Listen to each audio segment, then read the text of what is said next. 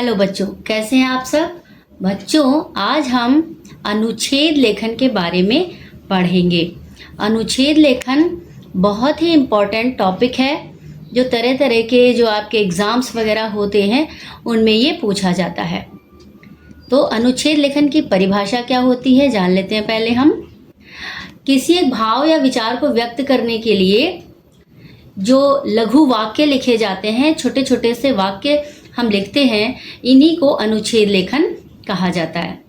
दूसरे शब्दों में किसी घटना, दृश्य अथवा विषय को संक्षिप्त यानी छोटा करके जो लिखा जाता है, प्रस्तुत किया जाता है, उसको अनुच्छेद लेखन कहा जाता है। अनुच्छेद जो शब्द है ये अंग्रेजी शब्द पैराग्राफ शब्द का हिंदी रूपांतरण है। अनुच्छेद निबंध का छोटा रूप कहा जाता है, यानी निबंध जो है थोड़ा विस्तार पूर्वक बोला जाता है और अनुच्छेद उसी चीज को, उसका समरी आप कह लीजिए, उसी को हम अनुच्छेद बोलते हैं। जो आपके एग्जाम में आता है वो 80 से 100 शब्दों में लगभग एग्जाम में पूछा जाता है, या 60 से 70 छोटी कक्षाओं में। इस तरह से अनुच्छेद लेखन एक शब्द सीमा दी हुई होती है, उसके अंदर आपको लिखना होता है। अनुच्छेद लेखन के जो विचार होते हैं वो अपने आप में स्वतंत्र होते हैं, यानी आप किसी का अनुच्छेद जो है वो कॉपी नहीं कर सकते, वो आपके अपने विचार होते हैं, ठीक है। और जो मुख्य विचार होते हैं वो आप अनुच्छेद के अंत में लिखते हैं। अनुच्छेद लिखते समय कुछ बातों का ध्यान रखना चाहिए। आइए देखते हैं कि कौन सी बातों का ध्यान हमें अनुच्छेद लिखते समय रखना चाहिए।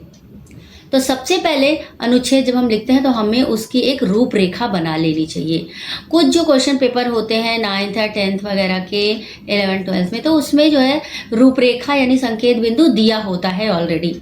तो आपको कुछ नहीं करना है, आपको टॉपिक मिल गया, आपको उसके पॉइंटर्स मिल गए, आपको उन्हीं को 2-2, 3-3 लाइन सारे पॉइंटर्स को लिख दीजिए, आपका अनुच्छेद लेखन पूरा हो गया। लेकिन जहाँ पर अनुच्छेद लेखन का वो नहीं दिया होता है, जो संकेत बिंदु होते हैं, रूपरेखा जिसको कहते हैं, वो नहीं दिया होता है, तो उसमें आपको अनुच्छेद की रूपरेखा स्वयं से बनानी पड़ती है। तो कैसे आप रूपरेखा बनाएं, इसको मैं आपको समझाने की कोशिश करती हूँ। सबसे पहले कोई भी टॉपिक आपको जो मिला है उसके बारे में आप 3 या 4 पॉइंट अपने मन में थिंक कर लीजिए, सोच लीजिए।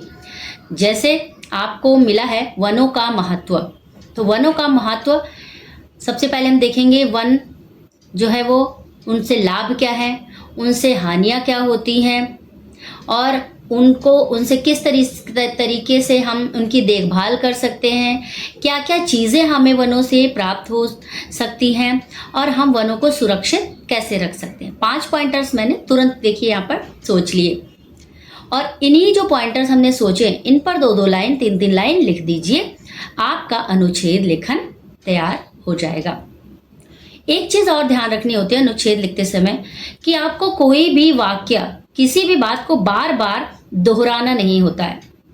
बार बार दोहराने से बैड इफेक्ट पड़ता है, और जो परीक्षक होता है वो आपका जो अनुच्छेद का मूल्यांकन है वो ठीक से नहीं करता है। अनावश्यक विस्तार ना कीजिए, जितने शब्दों में पूछा जाए अप्रॉक्सीमेटली आपको उतने ही वर्ड लिमिट में लिखना होता है। अपने विषय का ध्यान रखिए। मिला है आपको वनों के बारे में, वनों का महत्व, आप लिख रहे हैं प्रदूषण के बारे में, तो ये चीज़ गलत है। यानी जो टॉपिक मिला है उसी को आसपास रख करके आपको विषय के अनुकूल लिखना पड़ता है। शब्द सीमा का ध्यान रखना पड़ता है। तो ये चीज़ें आप कुछ ध्यान रखेंगे तो आप अपने अनुच्छेद को बहुत ही अच्छे से लिख सकते हैं, ठीक है। आइए अब देखते हैं कि अनुच्छेद जो है हम कैसे लिखें। कुछ उदाहरण मैं आपको बता रही हूँ। तो पहला यहाँ पर उदाहरण है, समय किसी के लिए नहीं रुकता है। पढ़ते हैं, आइए किस तरीके से लिखते हैं। हमें समय के बारे में पहले सोचना है, 3-4 टॉपिक कि समय का पालन अगर हम करते हैं तो क्या होता है ना। तो वो सारी चीज़ें सोच करके हम लिखेंगे। तो हम लिखेंगे यहाँ पर, समय निरंतर बीतता रहता है, कभी किसी के लिए नहीं ठहरता। समय के मोल को जो पहचानता है वह अपने जीवन में सफलता प्राप्त करता है। समय के बीत जाने पर किए गए कार्य का कोई भी फल प्राप्त नहीं होता है। पश्चाताप के अलावा यानी पछतावे के अलावा कुछ भी हाथ नहीं आता। जो विद्यार्थी सुबह जल्दी उठता है, अपने दैनिक कार्यों को समय पर करता है तथा समय पर विद्यालय जाता है, आगे चलकर वही सफल व्यक्ति, उन्नत व्यक्ति बन पाता है। जो व्यक्ति समय को गंवाता है, उनका भविष्य अंधकारमय हो जाता है। जैसा कि कबीरदास जी ने अपने दोहे में भी कहा है, काल करे सो आज कर, आज करे सो अब, पल में परलय होएगी, बहुरी करेगो कब। तो इस तरीके से बीच में अगर आपको कोई दोहा वगैरह याद आ रहा है तो उसको भी आप लिख सकते हैं। समय का एक एक पल बहुत ही मूल्यवान होता है और बीता हुआ पल कभी भी वापस नहीं आता। इसलिए हमें समय का महत्व पहचानना चाहिए। प्रत्येक विद्यार्थी को समय का मूल्य पहचान कर नियमित अध्ययन करना चाहिए और अपने लक्ष्य की प्राप्ति करनी चाहिए। जो समय बीत गया उस पर वर्तमान समय में सोचकर समय बर्बाद न करके आगे अपने कार्य पर विचार कर लेना ही उत्तम होता है। तो इस तरीके से आप समय का महत्व पर निबंध लिख सकते हैं। एक और टॉपिक देखते हैं, अभ्यास का महत्व। तो अभ्यास यानी प्रैक्टिस, इसका तो बहुत ही महत्व होता है। इस पर बहुत ही आसानी के साथ लिखा जा सकता है। तो चलिए पढ़ते हैं इसको। यदि निरंतर अभ्यास किया जाए तो किसी भी कठिन कार्य को आसानी के साथ किया जा सकता है। ईश्वर ने सभी मनुष्यों को बुद्धि दी है। उस बुद्धि का इस्तेमाल करके तथा अभ्यास करके मनुष्य कुछ भी सीख सकता है। अर्जुन तथा एकलव्य का उदाहरण भी आप दे सकते हैं। यहाँ पर मैंने लिखा हुआ है, अर्जुन तथा एकलव्य ने निरंतर अभ्यास करके धनुर्विद्या में निपुणता प्राप्त की। उसी प्रकार वरदराज ने, जो कि एक मंद बुद्धि बालक था, निरंतर अभ्यास द्वारा विद्या प्राप्त की और ग्रंथों की रचना की। उन्हीं पर एक प्रसिद्ध कहावत भी बनी, करत करत अभ्यास के जड़मते होत सुजान, रसरे आवत जात ते सिल पर परत निशान। बहुत ही ये कॉमन जो है ये कहावत है, आप इसका इस्तेमाल भी लिखते समय कर सकते हैं। अब इसका अर्थ भी बता दीजिए।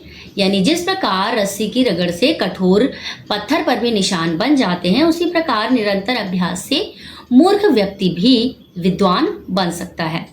यदि विद्यार्थी प्रत्येक विषय का निरंतर अभ्यास करे तो उन्हें भी कोई भी जो विषय है वो कठिन नहीं लगेगा और वे इसे सरलता से उस विषय में कुशलता प्राप्त कर पाएंगे। कहा भी गया है कि परिश्रम ही सफलता की कुंजी है।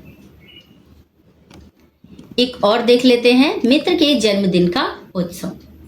अब आप इसको तो बहुत ही आसानी के साथ लिख सकते हैं। अपने मित्र के बर्थडे में आप अवश्य गए होंगे, बस उसी की सारी डिटेल आपको कम शब्दों में लिख देनी है। मैंने कुछ इस तरीके लिखा है, मेरे मित्र रोहित का जन्मदिन था। उसने अन्य मित्रों के साथ मुझे भी बुलाया। रोहित के कुछ रिश्तेदार भी आए हुए थे, किंतु अधिकतर मित्र उपस्थित ही थे। घर के आंगन में ही समारोह का आयोजन किया गया था। उस स्थान को अच्छे से सजाया गया था। हर जगह झंडियाँ और गुब्बारे लगे थे। आंगन में रंग बिरंगे बल्ब जगमग कर रहे थे। जब मैं पहुंचा तो मेहमान आने लगे थे। मेहमान रोहित के लिए कोई न कोई उपहार लेकर आते। उसके निकलते ही उसे बधाई देते और रोहित उनका धन्यवाद करता। क्रमशः लोग छोटी छोटी जगह बैठ करके गपशप करते। संगीत की मधुर ध्वनियाँ गूंज रही थी। एक एक करके लोग उठकर नृत्य करने लगे। कुछ मित्र तालियां बजाकर अपना योगदान दे रहे थे और वहां पर उल्लास का या खुशी का वातावरण था।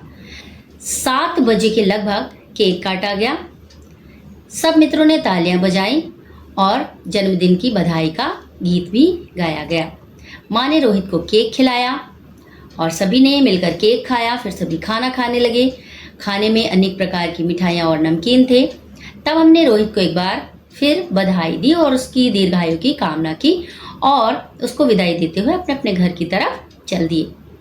यह कार्यक्रम इतना अच्छा थी कि आज भी मुझे ये बात स्मरण हो आती है। तो इस तरीके से आप कोई भी अनुच्छेद लिख सकते हैं और अनुच्छेद लेखन का आप निरंतर अभ्यास कीजिए, तो इससे आपकी जो राइटिंग स्किल है वो इम्प्रूव होगी और आपको परीक्षा में सफलता अवश्य मिलेगी और फुल मार्क्स आएंगे, ये मेरी गारंटी है। तो जो भी स्टेप्स मैंने बताए हैं उनको आप अवश्य फॉलो करिएगा। मिलते हैं एक नए वीडियो के साथ।